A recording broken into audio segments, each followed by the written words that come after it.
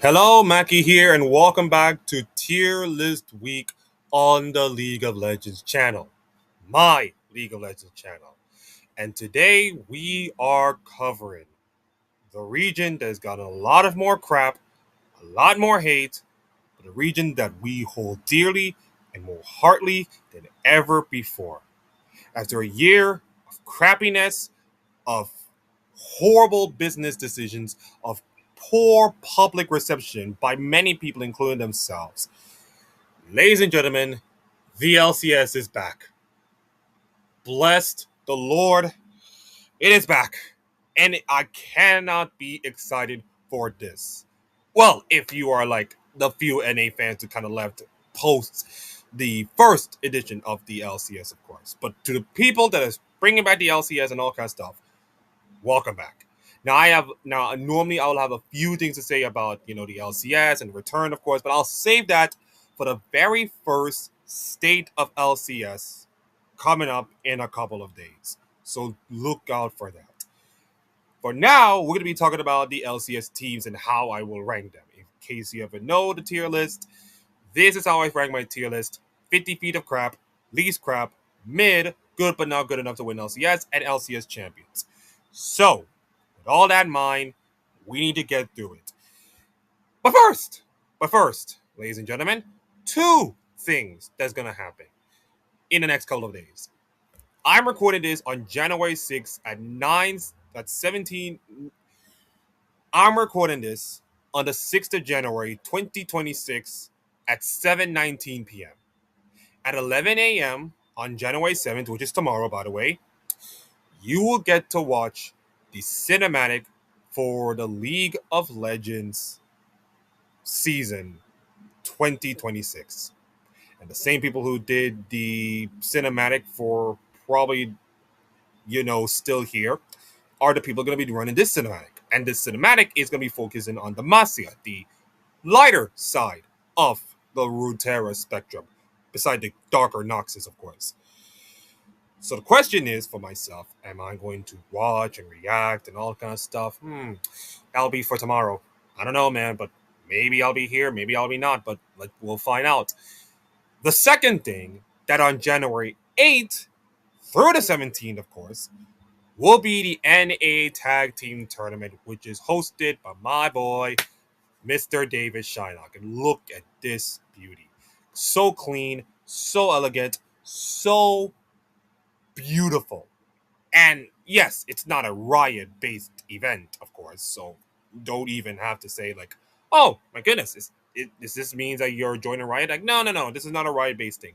This is more of a community based style tournament in which players will put in their money, of course, and the highest place ranking and the highest place duo will get all the money in the world. The rest of them will get some of the cash, and that was all.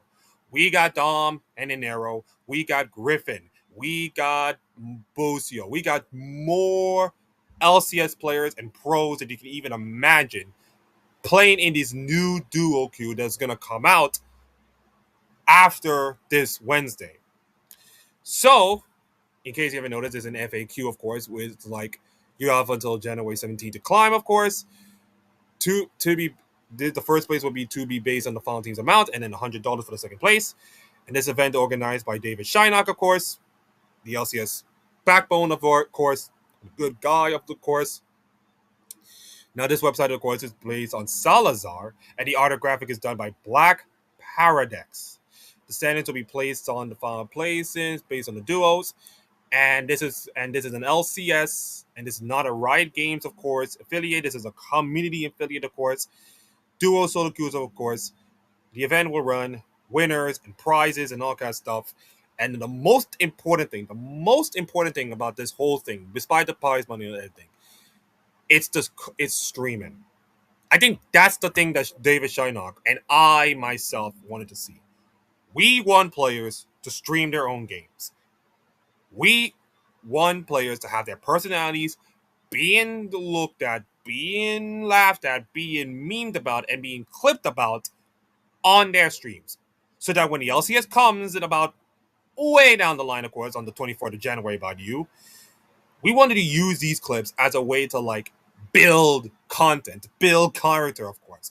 Like we have the whole Bwipo and Douglas situation, which was a good thing for a hot minute and then kind of died out. But the thing is that, and I'm gonna be brutally honest. I know this isn't supposed to be a tier list, but I'm gonna be upfront about the LCS this year. This is not gonna be a great year for the LCS in terms of like their chances of doing well internationally. Like, let's be honest, the reputation of the LCS have died pretty much in the last couple of years, and the LTA being involved last year kind of killed all the hype for mostly North American fans. And even having the LCS back, it just does not even cut it. Like, if you manage to get like 6 figures again, great, that's magnificent. But by name alone, it's not gonna do anything much. Hell, you can't even get a roadshow, to be honest. Like, you see, like LEC does roadshows and the LCK does roadshows, and even LPL have like home streams, of course. You cannot even get even a roadshow outside of Los Angeles to even care.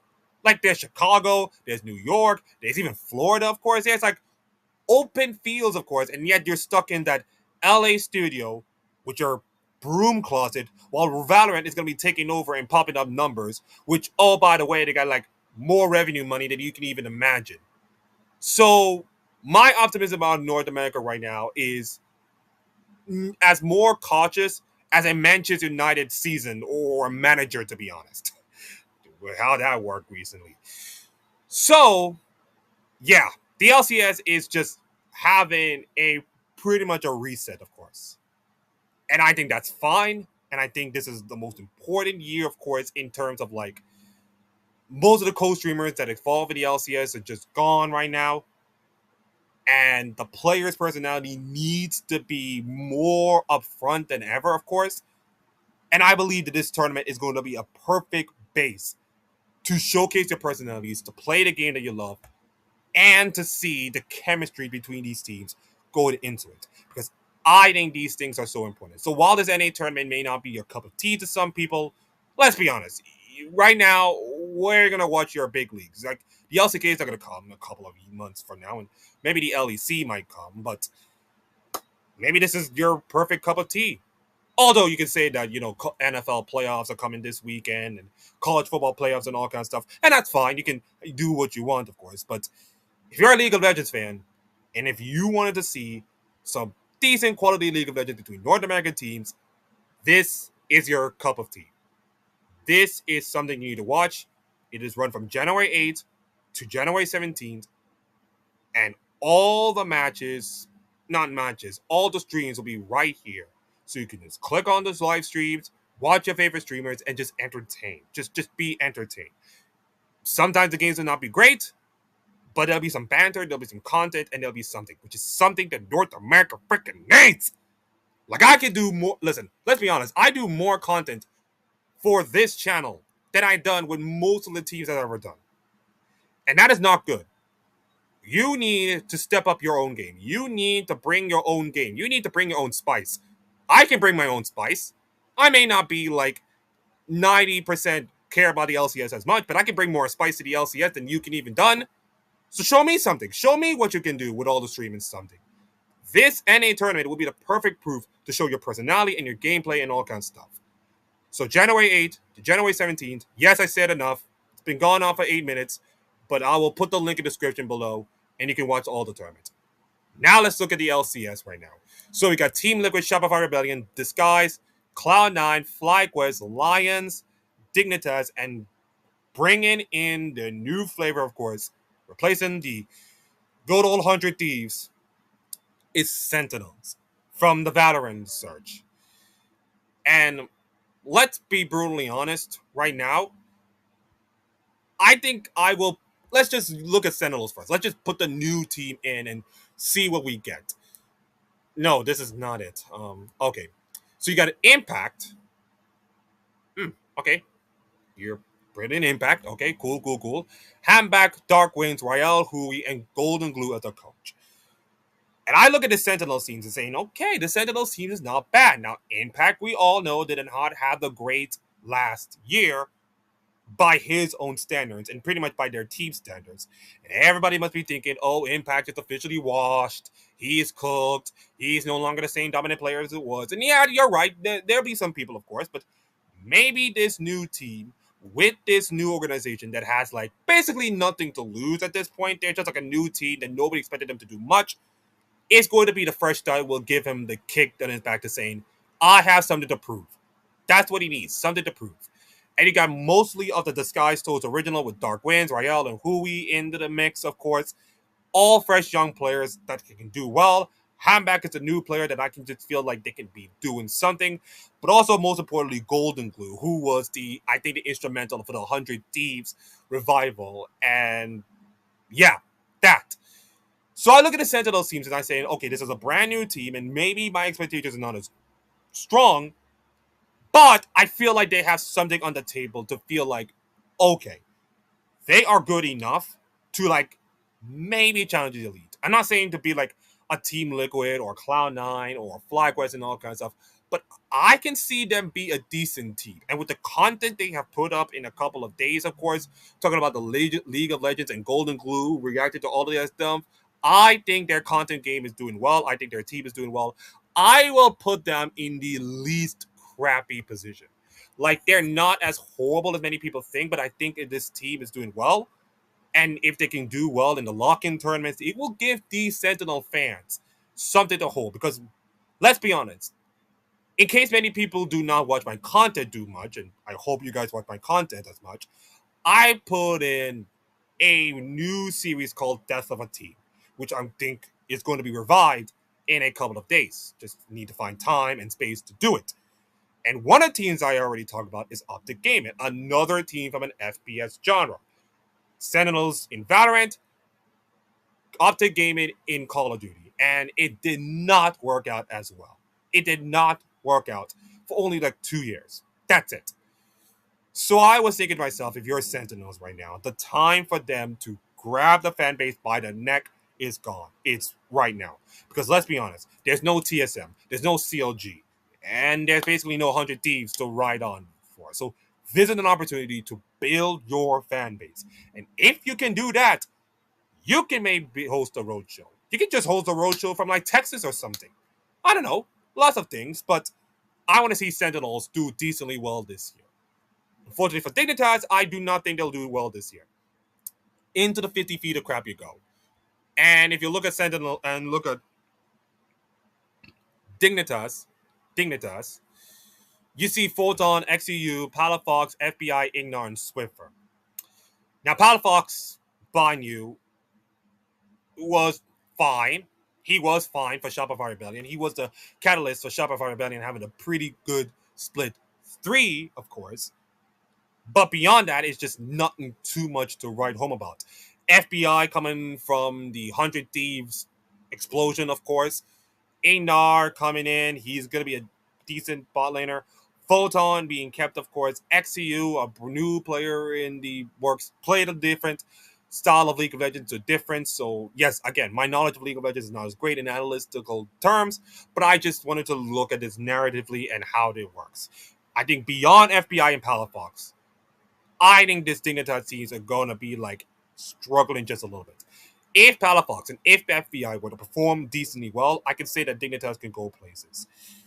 But I just don't see this team good enough to be even close to like a Sentinels or a Shopify Rebellion or something. I just don't see it. So I just have to put them in a crap situation. But hey, congratulations on your new GM. That doesn't suck. So that's the good news. For Disguised. Oh my goodness, Disguised.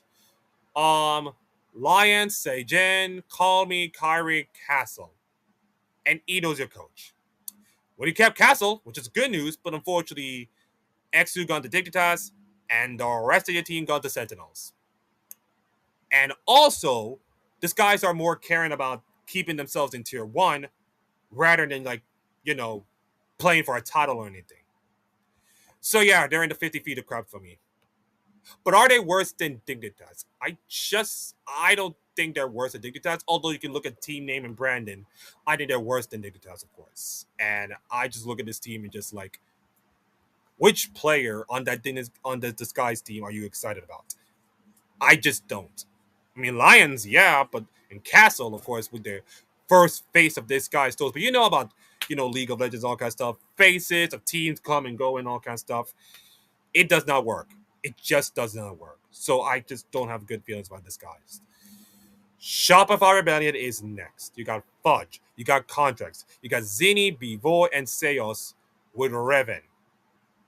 Zany is going to be the wild card, of course. Fudge and Contracts perform decently well in the split 3. B4 and Seos also perform well. So you look at the Shopify Rebellion team and just like, okay, they're good, but they need a mid laner to be like decent enough to like bridge the gap and just trying to do well. They got a good mid laner in Zany, who, by the way, I think he was the protege for BDD from the KT roster squad. I think he is. Oh yeah, he is. And maybe my information is wrong. Maybe you could go down the comments and just roast me, of course. But if all of them true, and the prospect of this kid is credible, I said Shopify Pavilion are in the money. They are in the money right now. And consider how wide open this LCS season can be. They might win the whole thing. They might win an LCS title or stumble their way to an LCS title or make it well internationally, of course, which is going to be a huge thing for the brand, the product, the team. It will be huge for them. So with Fudge getting a little fire on his belly and doing well last season, Contracts doing incredibly well, B4 and Seos doing well, and Revan going down. So it's basically the same core with the mid laner being changed. I think Shopify Rebellion are going to be like one of those dark horse teams, the teams that nobody's going to talk about that much, but can establish themselves as one of the big contenders to win the whole thing. And I think they are in the maybe the mid territory or the good enough but not good enough to win. I think I'll put them. I'll put them here. I'll put them in the good enough team. Right. To Lions Gaming, Zamudo, Saint, Berserker, Isles, Reignover as coach, and Inspired. Ah, yes. Mr. Inspired, the magnificent, toxic, beautiful Polish guy of a jungler. Probably the best jungler in the West by a country mile. And now he's coming into Lion Gaming of all teams? Like, well, okay, that is incredible. With Berserker, of course, and Isles being the jungler, it just looked this Lion team and just like, ooh, Lion, man, Lion. They are cooking right now. They are really cooking. Reignover being coach. Okay. Lion are showing me something. Lion are literally showing me something. Lion are showing me that they are a contender. Maybe not good enough to win, but they looking like a scary team to me. They're looking like a scary proposition, of course. And I feel like, to me, they can do well. We all know Inspired. You can be toxic all you want. That's his nature. There's nothing you can do, of course. I saw the Flag West documentary, of course. That is his MO. Nothing you can do about it. It is what it is. But we all know Inspired's the best jungler in all the West. That is hands down, no doubt. And I think he can make Saint an incredible player. And I think Berserker is going to become a brilliant player. We saw Berserker popping off sometimes in Cloud9, of course, but we haven't seen him doing well, especially the last couple of years, considering he was stuck in DRX purgatory for the last couple of years. So we haven't seen Berserker in a long time for the LCS, and we haven't seen Berserker playing up to his potential. And so does Isles in most cases. But with him and Berserker, Inspired doing well in jungler, with the already established goal of Zamudo and Saint developing, of course, and Reignover being coach, I think you could say the Lion are good enough to win.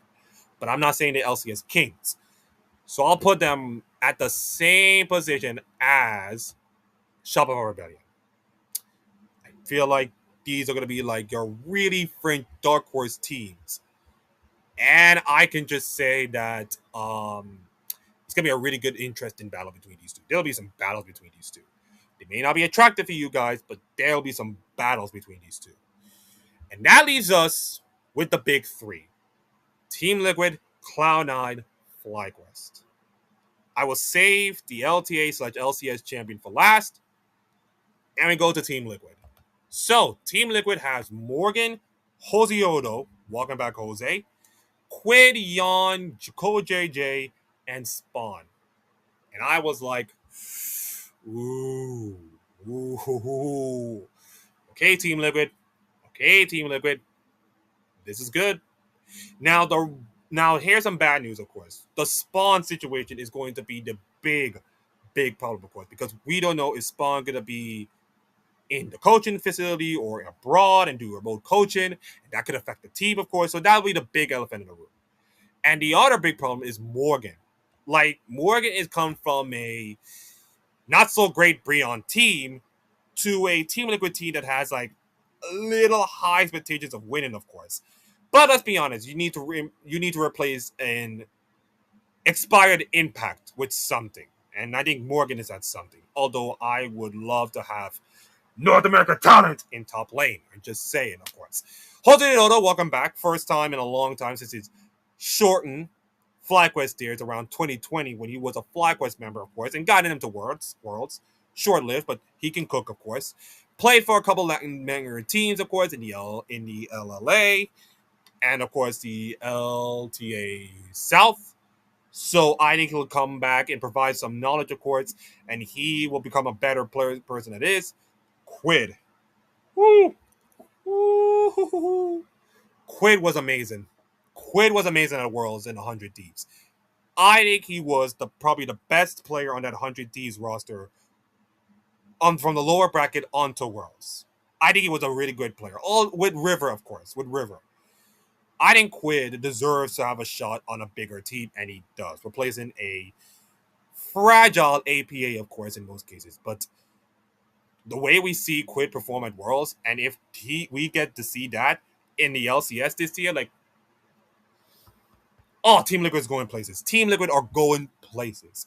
Adding Yon, adding Core JJ with the veterans, of course, and I know what you're thinking. Core JJ is old, but listen, Core JJ being a support is better than like 95% of all the supports right now in Tier 2, I guess. So yeah, you have that choice.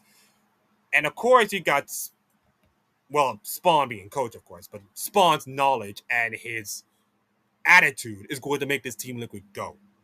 So with that being said, I feel like Team Liquid are going to be one of the kings of the LCS and could win it all. As I said, this will be a wide open LCS this year. So they're not going to be the only team that I can feel like they can win the whole thing.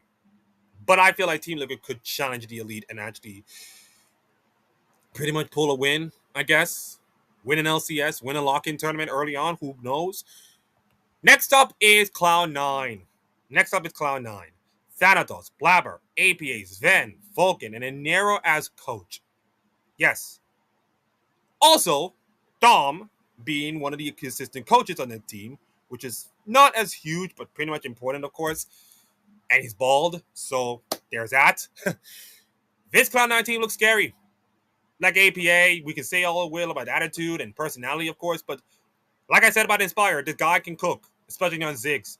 And I saw them perform a little bit in the Kespa Cup, which is like, let's just call it the most important preseason tournament in North America history in a long while. So that's important, of course. And Cloud9 did okay. They kind of threw one game, of course, against non-shim of all teams. But they were okay. They were decent. They were okay. We will see them, of course, during the NA Tag Team Tour where Blabber and APA and Sven and Vulcan will work together and do well. Thanatos is pretty much in foreign land, so I think we don't want to see him as much. But with the chemistry and with Dom's knowledge and all this kind of stuff, and a narrow, well, being a decent coach, you can say that Cloud9 are going to be the favorites. You can say Cloud9 are going to be really much the favorites in this thing. And I put them as kings. I'll put them as one of the champions in the LCS. Are they better than Team Liquid, though? That's a question. Maybe saying yes, maybe saying no, but they're going to be like 1 and 2 behind them. But they're not alone. Oh, they're not alone, ladies and gentlemen. Flaggers come to gameplay. So they replace the toxic, disturbing, horribly managed Bwipo. Actually, not horribly managed, more like himself being horribly managed, but I digress. Gakos came into the top lane and he performed well, so why not join him? Quad Masu are the established players, of course. But look what they got in jungle and support.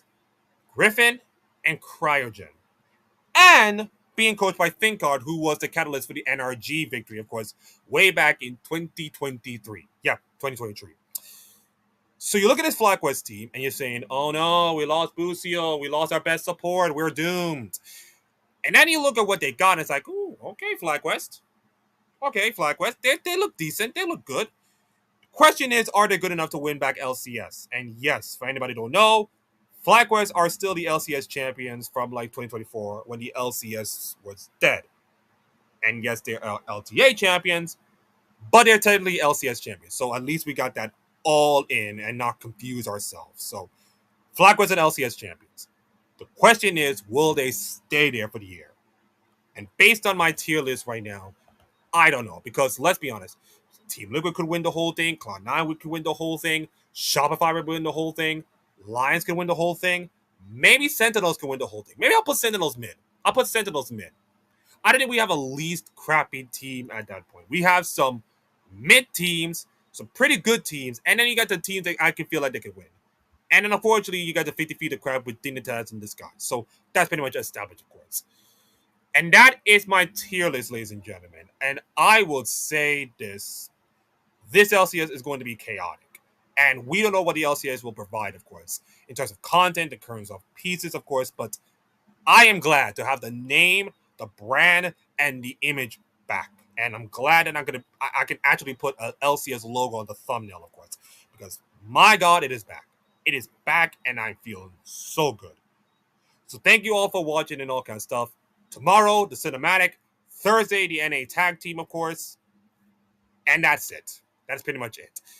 Tomorrow we'll do an LCK, and it will be like less predictable, of course, but hopefully it'll be more entertaining than this. So, anyways, have a blessed day. Enjoy the rest of your lives or your week, and I'll see you next time.